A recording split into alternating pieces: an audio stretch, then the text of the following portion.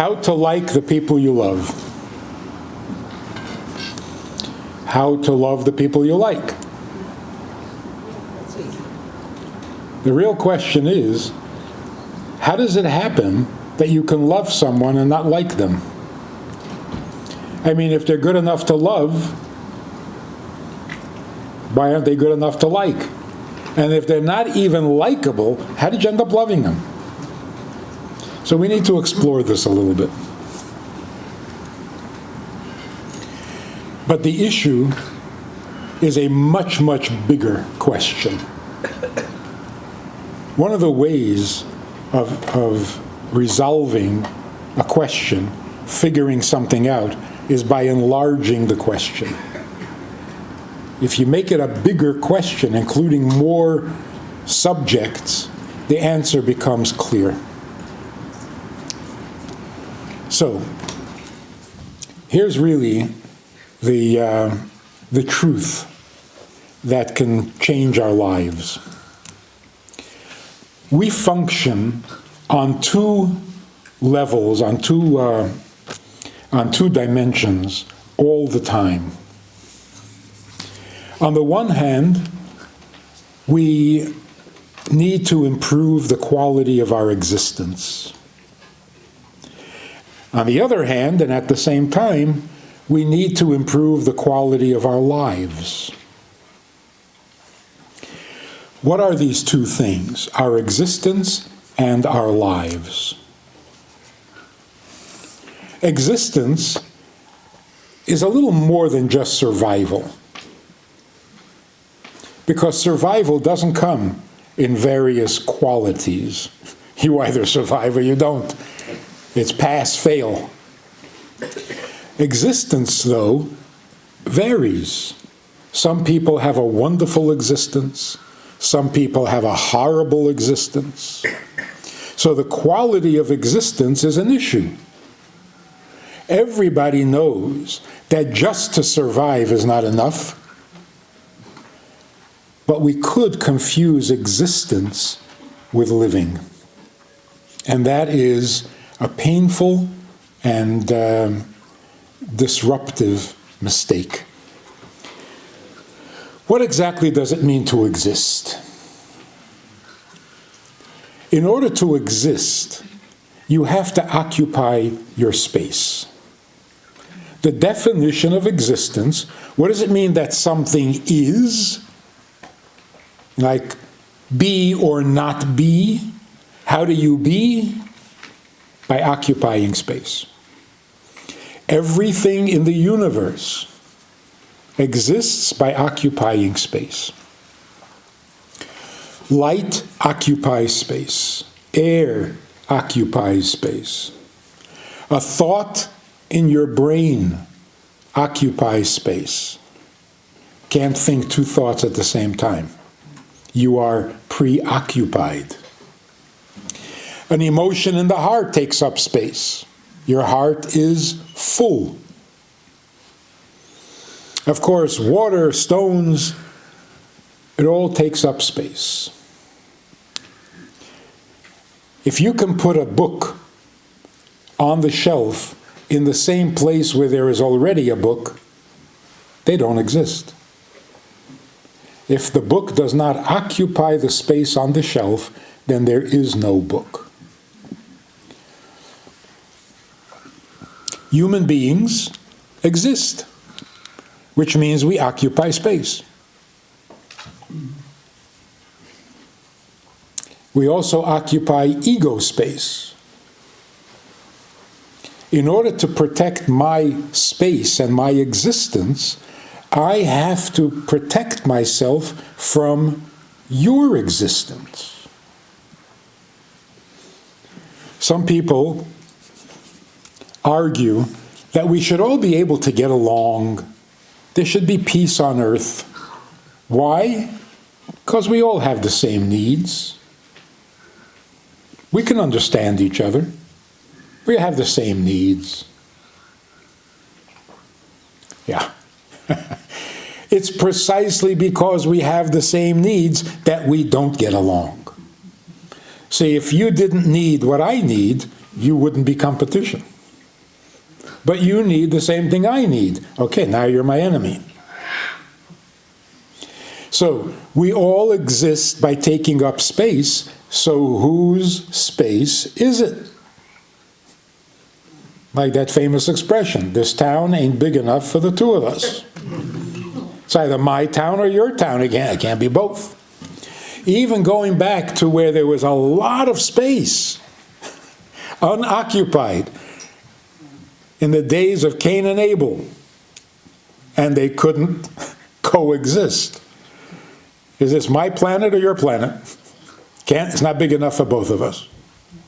So our existence actually creates friction.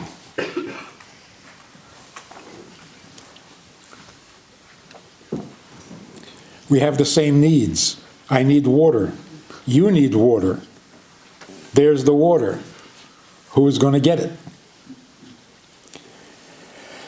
So, existence means occupying space, which already creates some problems. In addition to that, if you are a living being, even if it's the vegetable world, not only do you occupy space, you also consume and use resources. You need food. You need clothes. You need a house. You need a car. All these needs come from our existence. To exist, you need to eat. To exist, you need to drink. To exist, you need to protect yourself from the cold, from the heat, from the animals. You need a roof over your head. You need security.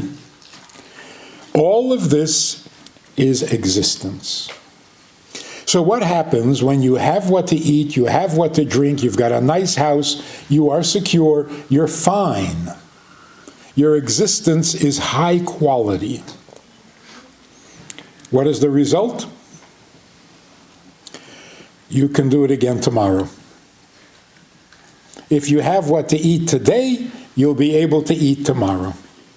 That's it.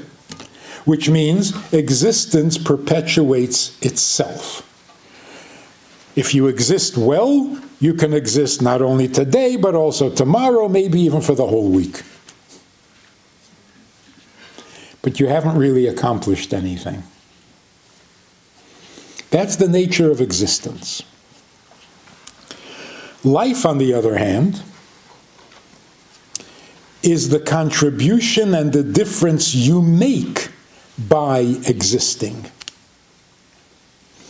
So, for example, what is the life of fire? What contribution does fire make? Well, it provides warmth. It gives light. It's a very useful thing. Fire is a great contribution. So it exists by taking up space, but it lives by the effect that it has, the contribution that it makes. Water exists by taking up space. What is its life? What is the life of water? Water keeps things cool. Water makes things grow. Water makes things stick together, like mud. What is the life of a stone? It exists, obviously, by taking up space. But what is its life? It provides stability. Because a house made out of stones is more secure than a house made out of straw. We learned this very early in life from our non-kosher friends. So everything has a life, everything has an existence. They are very different. Existence makes demands. There are needs. To exist, you must do X, Y, and Z. To live, there are no demands. No matter where you are and no matter what kind of existence you have, you can make a contribution and a difference to your environment, to the world around you. So, where Existence is a burden. Life is buoyant. It carries you. It animates you. It inspires you. It gives you a reason to get up. Because once you get up, it's all downhill from there. Because then your existence takes over. So now you got to go to work. Now I got to get this. I got to get that. But life is unconditional. So actually, the expression quality of life is a little misleading. Life doesn't come in various qualities. It's always sacred. The sanctity of life. There is no better life or worse life. No one is more alive or less alive. Life is life. Existence, some people barely have what to eat, and some people really got to stop eating because they're overdoing it. Right? So you can have a huge house with a huge property, and you're very secure. You've got a huge wall around you, like in China, and your existence is totally secure. Other people, they don't really own the house they live in. They're not really secure there. It's a tiny little house. They barely have any space. Interesting thing is that your existence and your life is like a seesaw. You put more energy into your existence, you have less energy for your life. You put more energy into your life, you don't need to put as much energy into your existence. For example, a doctor in the times of a plague. Everybody's getting sick. The doctor doesn't get sick. What is the secret? What is he taking that he's not giving anybody else? How does he not get sick? He's exposed to it constantly. He neglects himself. He misses meals. He misses sleep. He should be very vulnerable.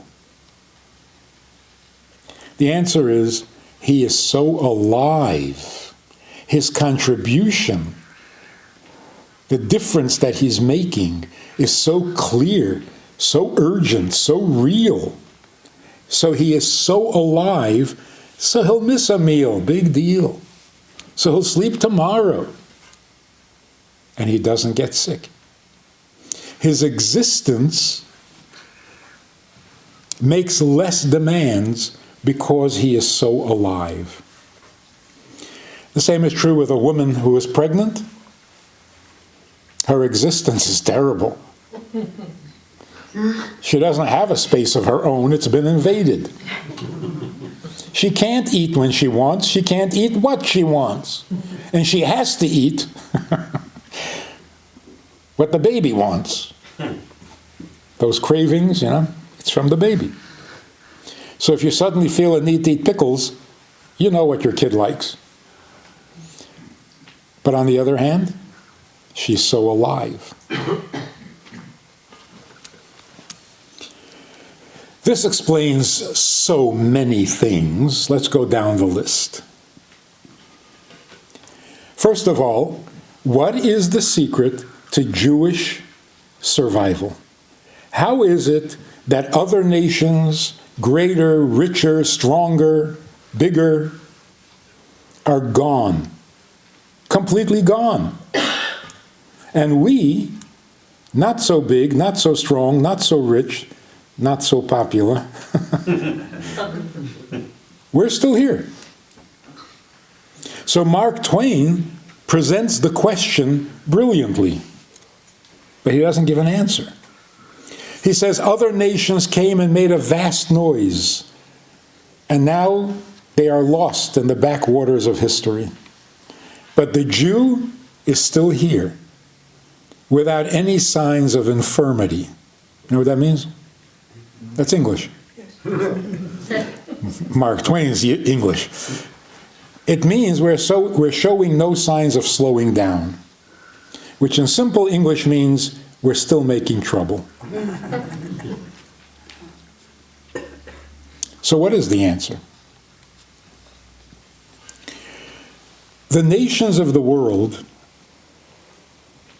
the Romans, the Greeks, the Babylonians, the Turks, the English, who had empires, what did they want? What were they trying to accomplish? They wanted to guarantee their continued existence.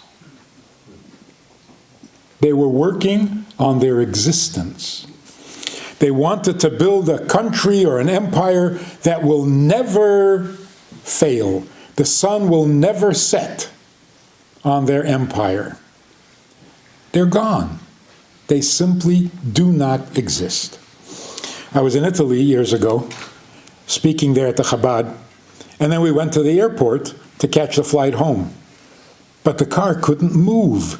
There's this plaza, I forget the name of it, where the pedestrian traffic is so heavy, cars can't move. So I'm sitting in the taxi, and it's not moving. So I said to the taxi driver, you know, these Romans are going to make me miss my flight. He says, there are no Romans. They're gone. The only people who still exist from that era are the Jews. And in fact, there is a Jewish ghetto that still functions. They have a terrific pizza shop, kosher pizza, and people go there. It's one of the hot spots in Milan. So there are no Romans. They're gone. Jews are still here. I'm sitting in the airport in Chicago. This is years ago. This man comes over, sits down next to me. He's an evangelist, and he launches into a little sermon. He says, every word in the Bible is true. It's the word of God. Every word is true. Yeah. No argument. He went on for about 15 minutes. Then he remembers his manners. He says, oh, excuse me, what is your relationship with the Bible?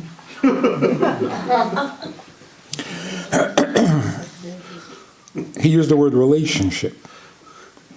So I said, I'm a Kohen. So Aaron is my grandfather. Which means that Moses is my uncle. And Miriam is my aunt. His mouth fell open. He didn't know what to say. He walked away. So I was wondering, what exactly happened here? He tells me that every word in the Bible is true. Now, the Bible you don't have to believe in, but the Bible is the Word of God, right? So he's telling me every word in the Bible is true. I said, I know, he's my grandfather. He was stunned. You see, you can believe that something is true and then discover that it really is, and you're in shock. So believing that something is true, well, that's just belief. Doesn't mean it really is true. So we are still here. Not Judaism, the people. Aaron is my grandfather. Moses is my uncle. So why would I want to be religious? Who says I'm being religious? I'm just in the family.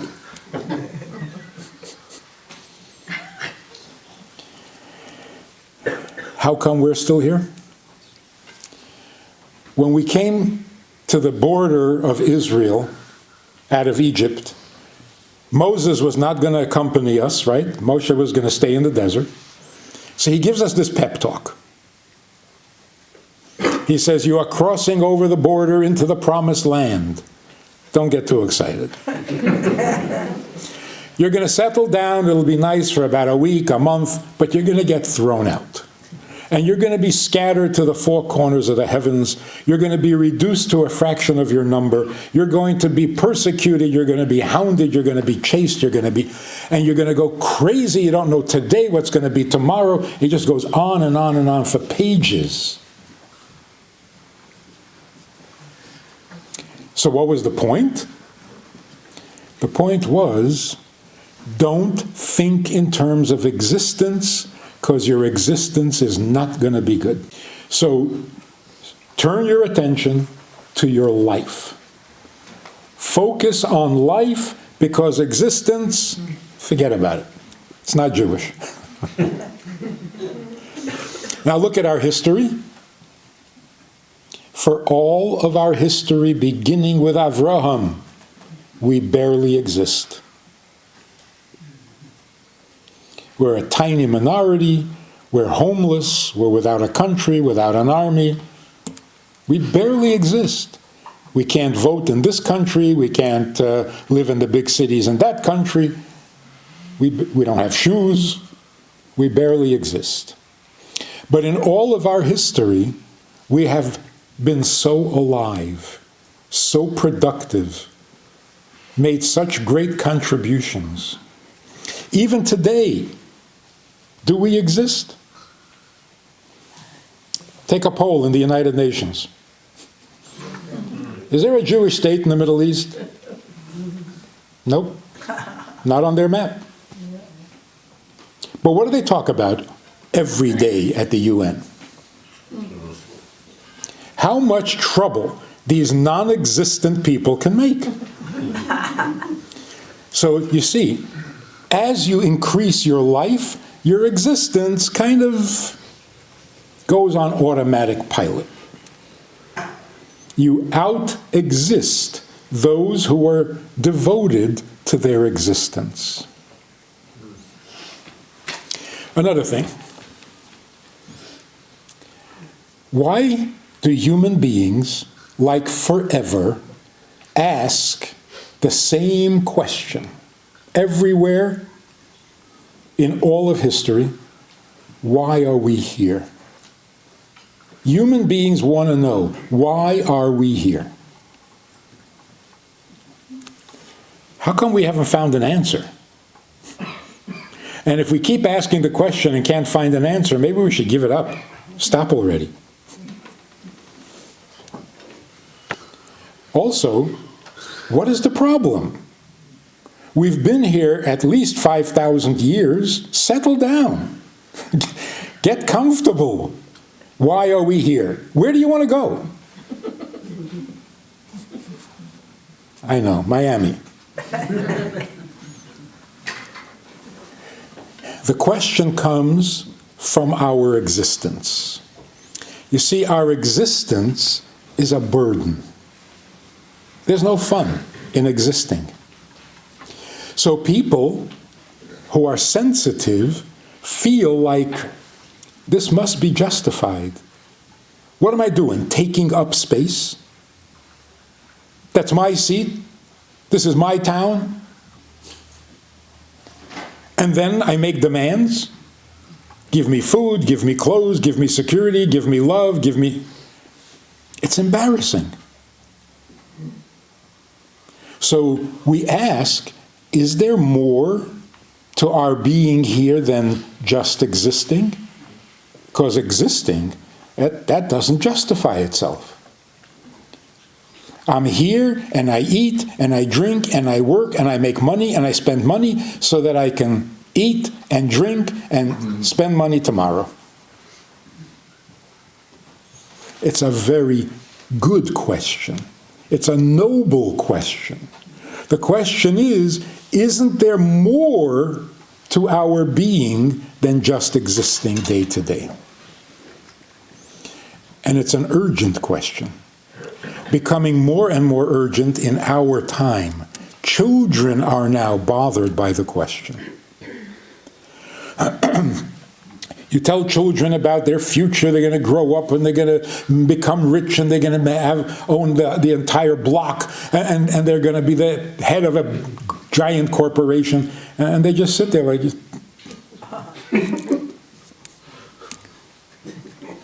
Can I smoke marijuana? I said, weren't you listening?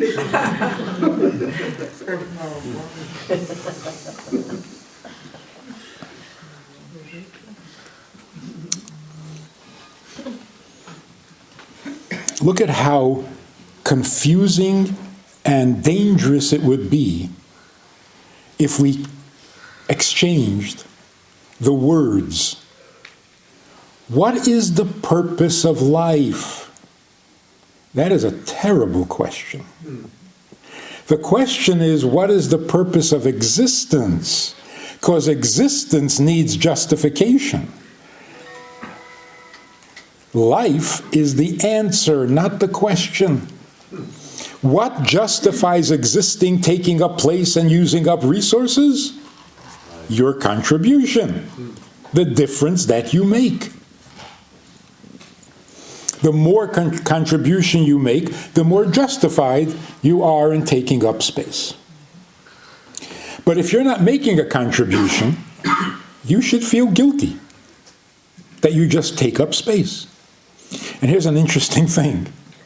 People who are not busy living get very greedy about their space. They're never content. Because you got to grow in something. So if they're not growing in life, they feel a need to grow in space. So if you think that every song is about you, what is that? You're taking up too much space. You have to occupy every song? Every conversation has to be about you? Too much existence. You're in trouble. Rein it in. So look at how dangerous the confusion is. You mean to say, what is the purpose of existence? But you ask, what is the purpose of life? And now you can't find an answer. Because you just turned the answer into a question. This explains why humility is a positive, valuable, holy quality. Humility. Why is that good? Torah makes a very big issue out of humility. You should be exceedingly humble. What does that even feel like? What would that look like if you were exceedingly humble? You would drag your feet, hang your head, mumble when somebody asks you a question. What does it mean to be exceedingly humble? Call yourself stupid? Blame yourself for everything? How do you be humble and have fun? Now we understand. Humility means humble your existence. Don't ever be proud of the fact that you exist. But you're proud of the fact that you take up space? Because you do it so well? You're the best at taking up space? So all humility means, humble your existence. Find a justification for your existence because it's not really justified. But no one ever suggests humble your life. A minute of life is infinitely valuable. So again, a dangerous confusion. A person, my life is worthless, my life doesn't mean anything, so what if I die? No, no, no, no, no. That's not humility. That's arrogance. You're finding yourself and your issues more important than life itself. That's arrogant. Make sense? Yeah. Now we'll understand something that has perplexed us and tortured us for a very long time. And that is, what is wrong with teenagers? Why is every 16-year-old angry? They're all angry. It's not just them, it's all of us too. We don't outgrow it, but... So, they live in your house for free. You'll give them anything they want if they nudge you long enough. What have they got to be angry about?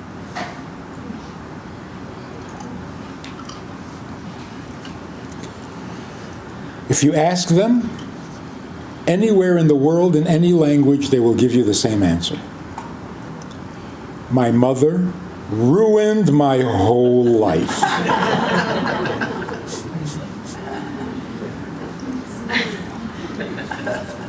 It's always the mother. It's always the whole life, not some part. Because teenagers don't know fractions. So it's the whole life, and my mother ruined it. How did your mother ruin your whole life? She went into my room. She took away my phone. Well, first of all, it's not your room. How did it become your room? Secondly, your mother didn't ruin your life because you don't have a life. Thirdly, your mother can't ruin your life because life can't be ruined. Like salt can't go bad. What the teenager means, my mother ruins my whole existence. That's true. Mothers can't help it. Like, the girl is sitting in her room, writing in her diary, in front of her television. And the mother walks in, and all of a sudden it's like, oh, it's your room, it's your television, even my clothes are yours. Everything my existence consists of is yours, including my existence. So imagine a grown man sitting at the head of a meeting. He owns the entire building, the entire block, the entire city. He's the most important guy in the world, and he's sitting at a very important meeting, feeling very much existent. His mother walks in. She doesn't say anything. She just gives him that look. You know that look? Mr. Big Shot. You think you're something? How did any of this happen? I carried you for 9 months. Okay, all right. When you're right, you're right. It's all your existence. But a life, you have to make your own. Your mother gives you an existence, and that's why you owe her some of your existence. Honoring your parents means give up a little of your comfort to make them more comfortable. Give up a little of your existence to make their existence more comfortable, because your existence comes from them. But your life, for this you need to go to school. To get a life, you have to go to yeshiva. A boy, in order to get a life, has to leave home. Go away to a yeshiva. Find a mentor. Get a life. You don't inherit one. So, if a teenager was clear about the difference between living and existing, they would have no reason to be angry.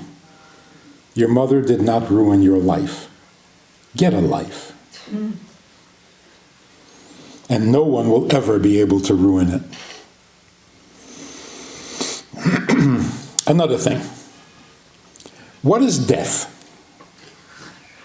We have a very difficult time with death because we don't understand it.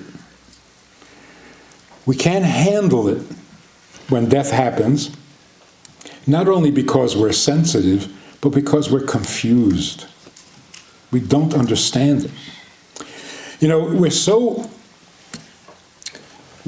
convinced that death is inevitable that we take it for granted. A person lived to be 106, then he dies. What happened? Oh, he died, death and taxes, No, I don't know. It doesn't make any sense, and it shouldn't be possible. A living thing should not be able to die. Just like a dead thing cannot come alive. So if I told you that some guy got up out of his grave, you'd think I'm crazy. But I tell you somebody was alive for 100 years and they just stopped. Oh, you say, oh, okay, well, you know. Why? How? Again, the same confusion. A person dies means his existence has come to an end, not his life. Life can't die. It's an oxymoron. Life can't die. Life lives. Death can't live. Life can't die. So that which is alive can only live. It can't die. So what is death? Death means your existence, taking up space, using up resources, that has ended. And what is left? Life. Pure life. That's why in Jewish custom, in Jewish tradition, a cemetery is called Beis HaChaim, the place of life. Why? They don't have to take up space anymore. They don't have to divide their energy between their life and their existence. Now, they're just alive more than we are. Because we gotta, exist also.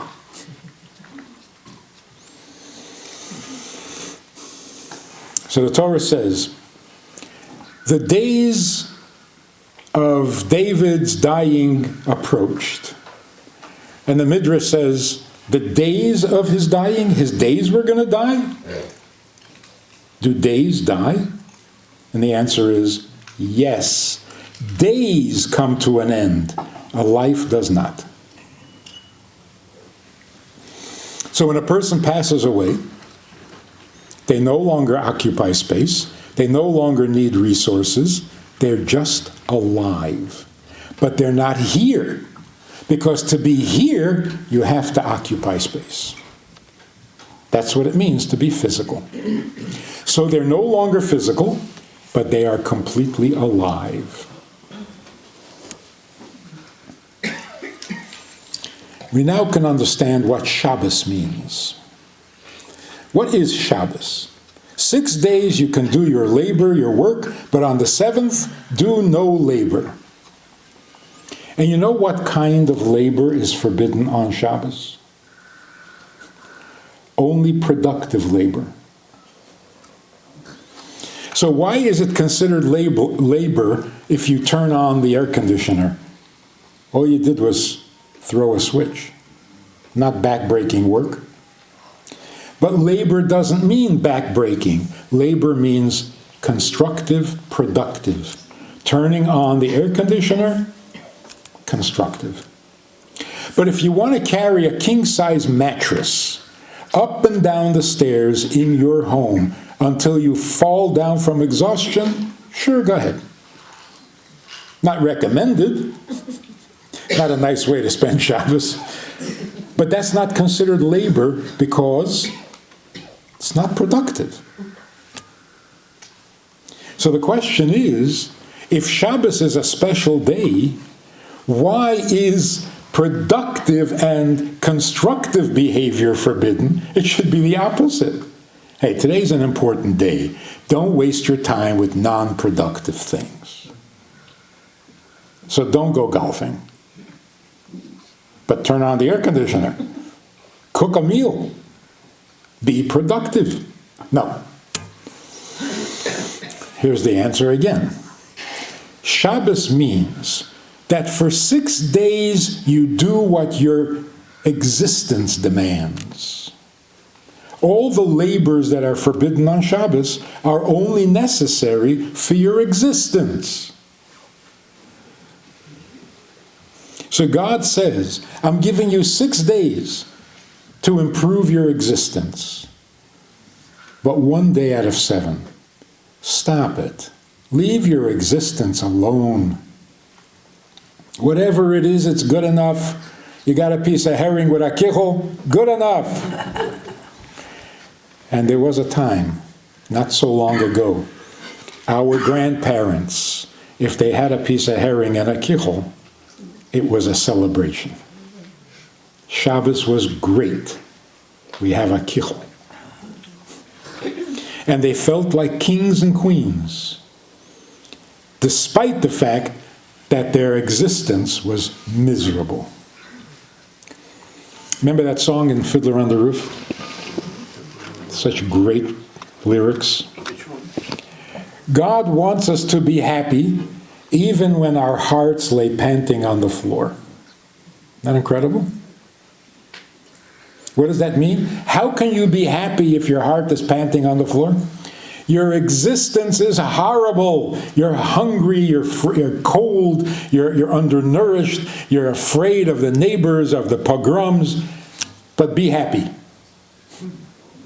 Be happy with what? With your miserable existence? No, with your wonderful life. When our existence, throughout history, when our existence was down to a hair, we were the most productive. When did we produce the great scholars, the great saints, the great charity organizations, the great social structures, the Kala Fund and the Burial Fund and the visitors' hospitality house? When did all this? When we had nothing to eat. So the worse our existence becomes, the better our life becomes. That's what he's saying. God wants us to be happy with life even when our existence is miserable. Because life, much more important than existence. Because there's nothing wrong with having a good existence. But don't equate it with life. So that's what Shabbos means. Shabbos means you have 6 days to worry about your existence, but if that's all you're going to do, you're going to get depressed. So at least one day, take a break from the existence. Focus on life. In fact, this is what depression means. What is it when a person gets depressed? Not chemically or hormonally, just bad mood. I don't want to get out of bed. I don't want to answer the phone. Leave me alone. What is that? It's like there's a weight sitting on your chest, not letting you breathe. Your existence has become heavier than it needs to be. It's become more of a burden than nature made it. So if you take your existence seriously, you worry about it, you work at it, you compete with others, your existence becomes so heavy, you can't get up. Your own existence is crushing you. So depression means you exist too much.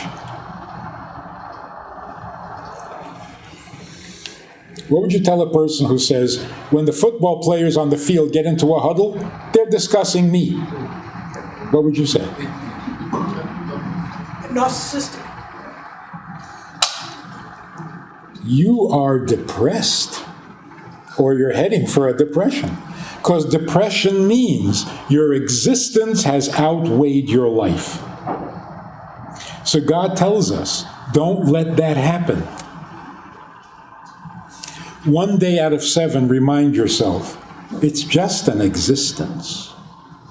There's more to us than our existence.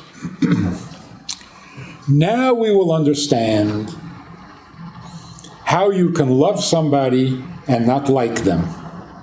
In fact, it's almost inevitable. You get married. What is the first thing that happens? Your existence is ruined. You had a place of your own. No more. You want to eat certain foods? No, but he doesn't like it. You want to eat now? No, she wants to eat later. That's it. Your existence is ruined. You have been invaded. Your space has been invaded. Your existence will never be good again. True or false? In fact, I think that the vows under the chuppah should include, I hereby sanctify you to me that you are the one who will ruin my existence. Yeah, you got to say that, because 2 weeks after a marriage, it is so common for people to say, I'm feeling a little stifled. I need more elbow room. You're crowding me. You're choking me. You're suffocating me. So, do you remember the vow? I think we need to say it. This guy's a little joke.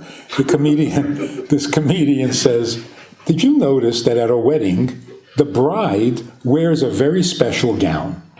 Nobody is dressed like her.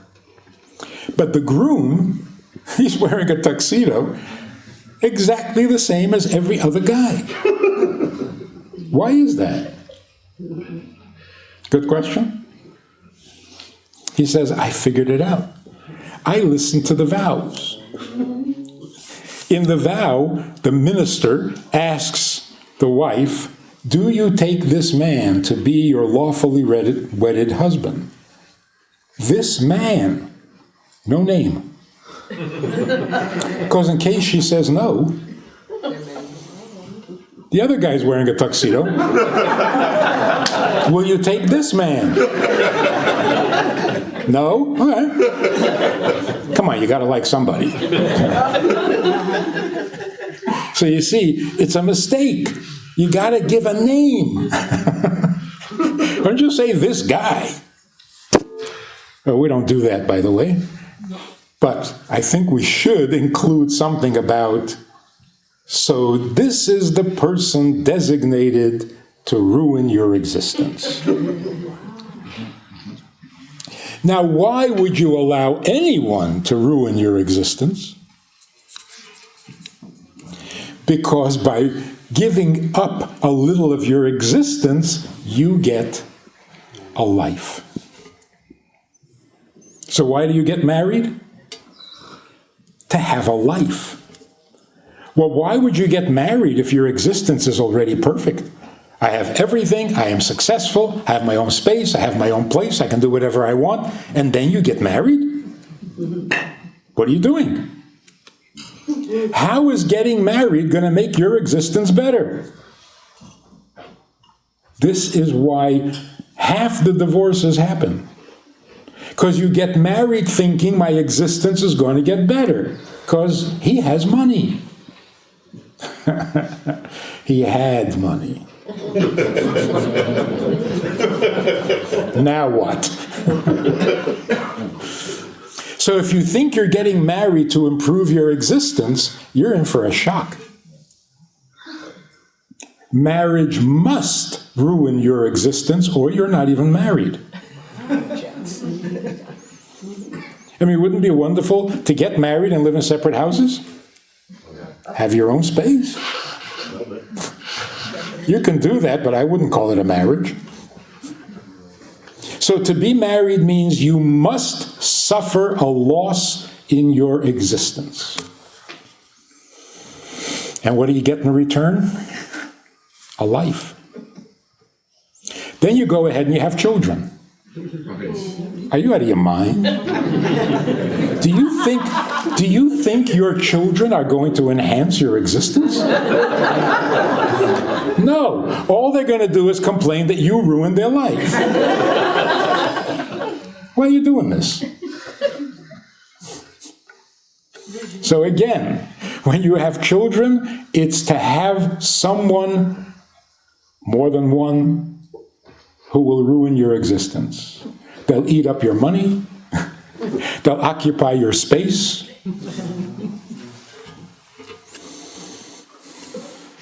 But you're so alive. You're so alive. Now, it's a really scary thing to think. What do we teach children today?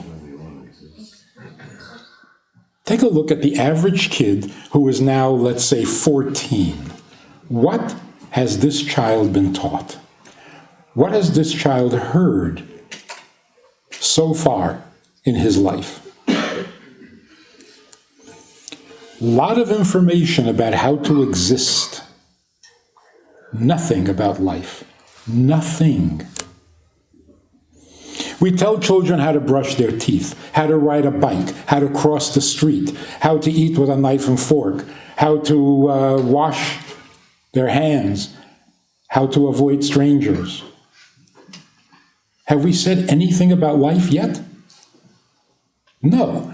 We tell them to go to school so that they will get into a good college, so that they'll get a good job, so that they'll have money, so that their existence will be good. Have we said anything about life yet? No. And even when we try, when your friend comes over, you should share your candy and your toys with your friend. Sounds nice? It is. But then you ruin it by saying, because if you don't, then your friend won't share his toys with you. And he has nicer toys. So now you've turned it back to existence. You tell a child not to lie. Always tell the truth, never lie. Sounds good. Then you ruin it. Because if you lie, then nobody will believe you even when you're telling the truth, and your existence will be miserable. We always ruin it by bringing it back to what you need from this behavior. So let's sum it up.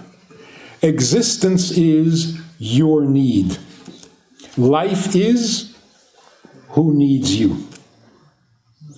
Life means being needed. Your contribution is necessary. You make a difference in others' existence. But your existence is just about you.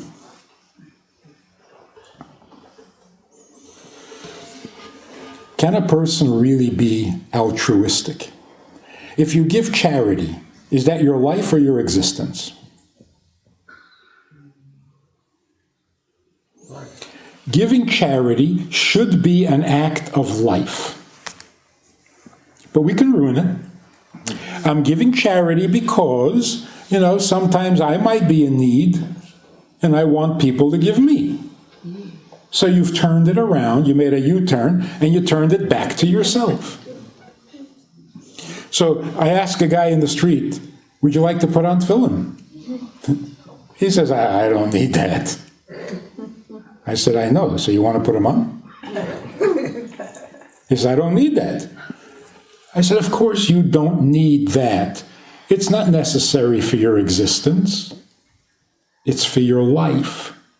When you do things you don't need, but someone needs from you, that's life.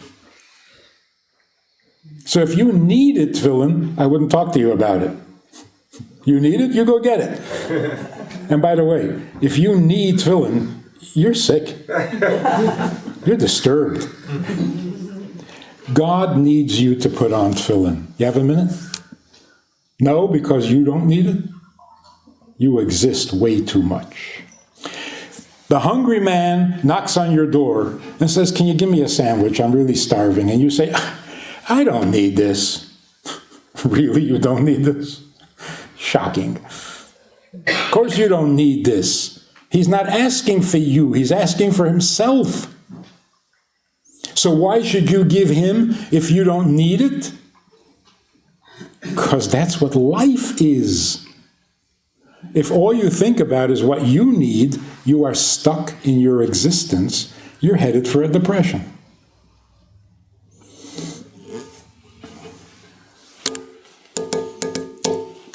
Now the most profound question of all.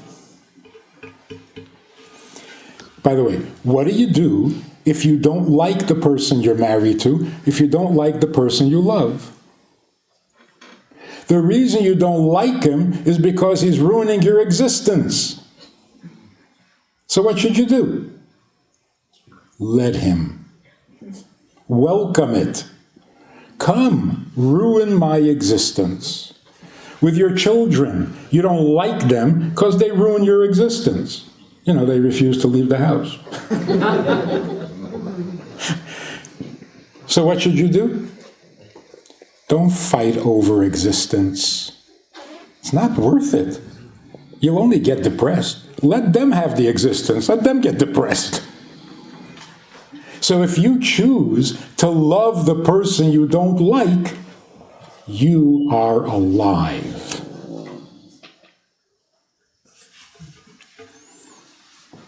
Make room. Make room for another person in your life. That gives you less room? Yes. Less room, less depression. Another person in your life, more life. So, this is a wine tasting evening. What do you say before you take a drink? L'chaim. To life, l'chaim. L'chaim means to life. It's like a very short prayer. I don't want to die. To life. I don't want to die. Why do we say this when we take a drink? Is drink that dangerous? It's a nice prayer. And there are times, appropriate times for that prayer. Like when you get on a plane. You should say l'chaim. Or better yet, if you go on a cruise. Say l'chaim. To life. But when you take a drink, not necessary.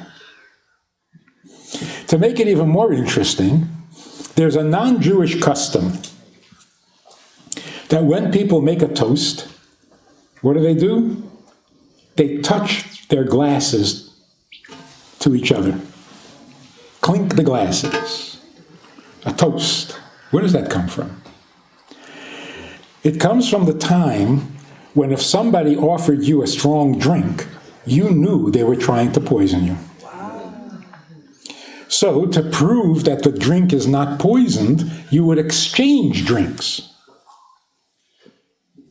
I don't know why no one caught on to that one. If I wanted to poison you, and we know we're going to exchange drinks, so I poison my drink and then exchange it. Well, nobody thought of that? Anyway, that's what they did. So for the host to prove that the drink is safe, they would exchange drinks. When they stopped poisoning each other, it was no longer necessary to exchange the drinks, but just out of tradition, they kind of moved the drinks towards each other without actually exchanging them. It's a non-Jewish custom. It's not Jewish because Jews never poisoned their drinks. You want to kill another Jew? Even sounds funny, right? But, it could happen. So if you should ever need to kill another Jew, why would you ruin a good drink? Jews wouldn't do that. You got to find some other way. So our drinks were never dangerous. And we say l'chaim. Big mystery. Profound mystery.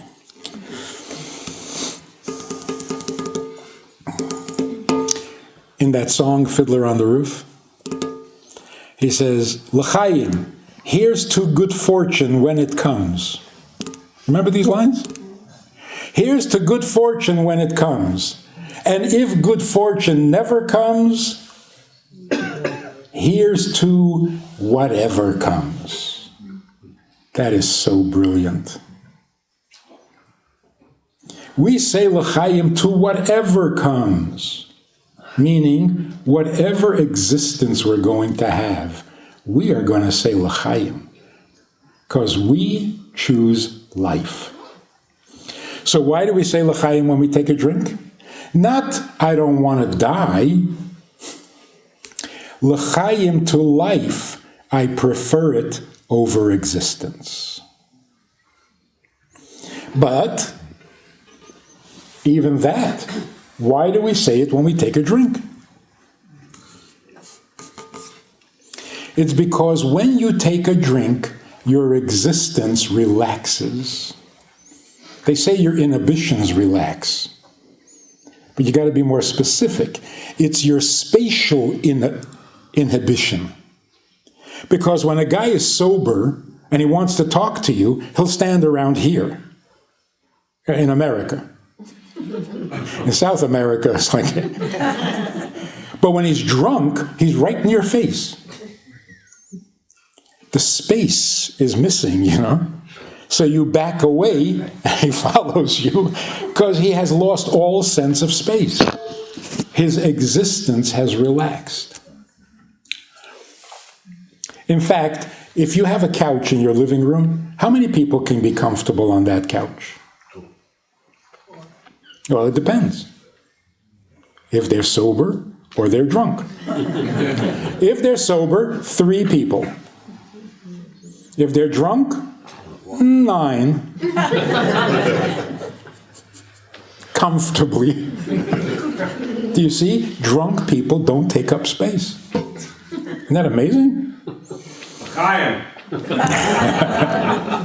That's why you never drink if you're not happy.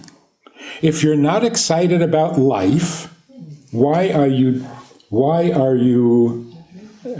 diminishing, relaxing your existence? If all you have is existence, don't drink. When you're excited about life, when life is good, then you say l'chaim.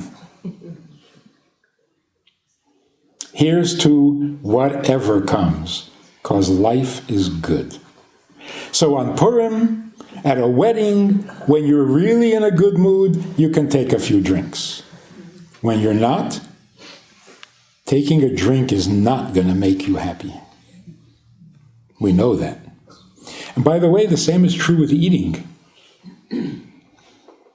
If you're not in a good mood, if you're not happy about life, the eating is going to be unhealthy. Because pleasure without joy is unhealthy pleasure. And yet we think that when I'm missing a little joy, I can replace it with pleasure. No. My mother, Olav Shalom, when we would come to the table for a meal, she would say, "You can't eat my food with that face." If you had a sad face, you cannot enjoy the pleasure of food when you're not in a happy mood. And certainly with drink. Pleasure is not a substitute for happiness. People really need to know this, especially young people. So, why do we say l'chaim? It's because we're Jewish. Our whole history has been we prefer life over existence because, we basically haven't had an existence. There's nothing to write home about. So our existence has never been exciting. Our lives have been very exciting. Every one of us has a parent, a grandparent who was a hero. You know the expression, bigger than life? That is so wrong. Bigger than existence. Isn't that what you mean? They had nothing to eat. They were in a concentration camp. Every right, every comfort, every part of their existence was ruined. And yet they ran to do each other a favor. That's bigger than life? No, that's bigger than existence. And we've all been this way. It's how we thrive. It's how we function. It's our Shabbos. If we do that, not only will we like the people we love, we will even like the people we hate. If we're busy living, looking to make a contribution, to make a difference, all of a sudden, even your enemy is an opportunity for life. Of course, he's ruining your existence. But it's an opportunity for life. If you can reach out, if you can do something to improve their thinking, to improve their behavior, to make them more moral, that's life. That's a life worth living. So, l'chaim. Let's say l'chaim, even when we're not drinking, even when we're not toasting, because that's who we are. We have perfected the art of life. And to sum it all up, if you want to describe the Jewish people, and you don't have much time, but you want to describe the Jewish people accurately, the essence of who we are, you can do it in one short sentence. And you know that sentence, yes? Am Yisrael. You want to know what Am Yisrael is all about? We live. Existence is for somebody else. So l'chaim. Let's live. Let's do things we don't need. If God needs it from us, we do it. If another person needs it from us, we do it. It's real altruism. I do it because you need, not because you will return the favor. And we love doing that, because life is lovable. Existence is a pain in the neck. Thanks for listening.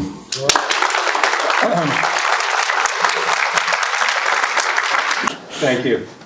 First of all, all the leadership class was really wonderful. Thank you. A lot to think about.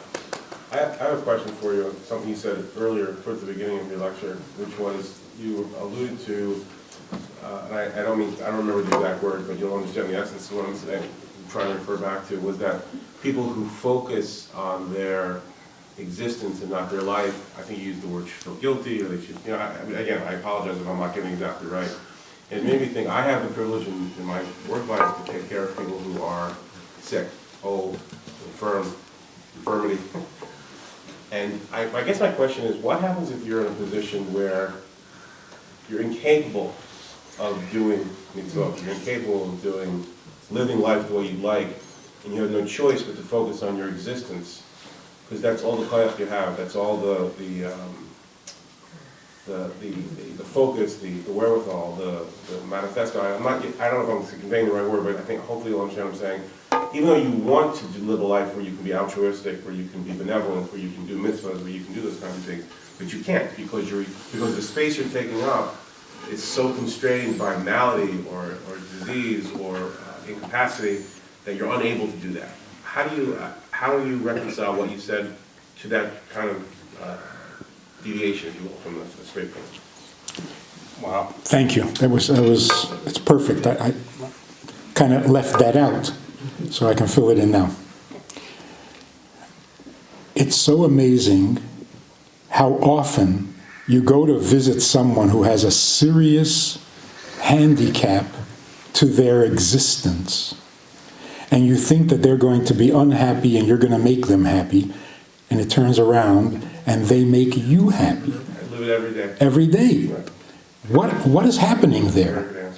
Your existence is 10 times better than theirs, but they can make you happy and do, which means their existence is terrible, and that brings out their life. Because the less you put into your existence, the more you put into it. But what about a person who really can't even say thank you? Right. What happened to their life? Right? There was an incident, a story, years ago, maybe you remember. In Florida, there was a woman, her name was, I'll remember in a minute. She was in a vegetative state. She was breathing on her own, but she had to be fed. Terry, Scheiber. Terry Scheiber. not the one that she died. I'm in the nursing home business, and she was a nursing home we used to own. We sold. It wasn't. I know what you're leading up to. What didn't happen in ours at the end, but it was in Temple, Florida. Yeah. Pinellas, Florida. The entire country was in a turmoil over the question of whether they're allowed to stop feeding her. Because her husband, or ex-husband, wanted to stop feeding her. I think it was her parents. Parents too? Yeah. I think that. Yeah. So what's the Shiloh? The Shiloh, I know what a Shiloh, but what is Some people don't know what a Shiloh is. Oh, okay. Yeah, sorry. the moral question was, if they stopped feeding her, would that be murder? So there was this Talmudic conversation going on all over the country. What was the argument, the basis for the argument? The basis of the argument was that the quality of her life was gone. And therefore, it wouldn't be murder to end her life. Do you see how dangerous this confusion could be? The quality of her life? No, it was the quality of her existence. So now let's ask the question properly. Do you take life from a person if their existence is miserable? It was a fight between her husband and her parents. Yes. The husband wanted The to husband wanted- Have her? pull the Yeah. plug. Said that she wouldn't have wanted to live like that. Yeah. So, what was her life? Did she have a life? If life means the effect and the contribution that you are making, she made a bigger contribution than all the rabbis in the United States put together. Because all the rabbis could not get the country to debate a moral issue, but she did. The entire country was buzzing. Every newspaper, every magazine. She was not having an effect.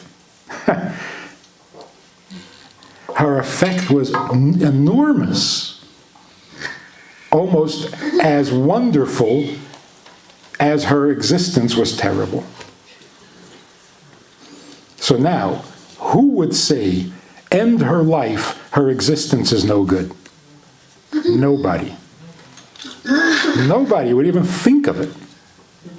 But when they mistakenly mislabel it and say, the quality of her life is gone, well, I don't know. Can't afford this.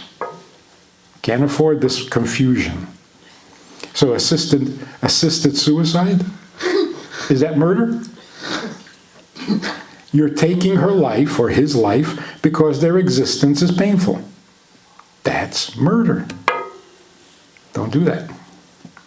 So anyway, the answer to your question is, even a person who can't consciously, willingly make a contribution is making a contribution.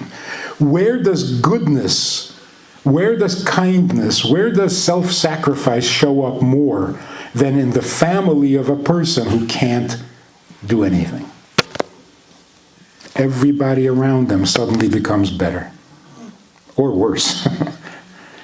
But there's an effect, a powerful effect. And that's life. Unfortunately, they're not conscious enough to appreciate it. But don't say they don't have a life.